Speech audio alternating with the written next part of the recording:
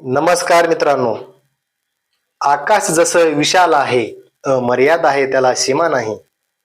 त्याचप्रमाणे साहित्य देखील विशाल आहे, मर्याद आहे त्याला सीमा नाही. प्रत्येक लेखक आपल्या लेखणीतून समाजाला दिशा देण्याचं काम करत असतो. मी लेखक आदमाने महादेव माझ्या लेखणीतून समाजाला दिशा देण्याचं काम करणार आहे.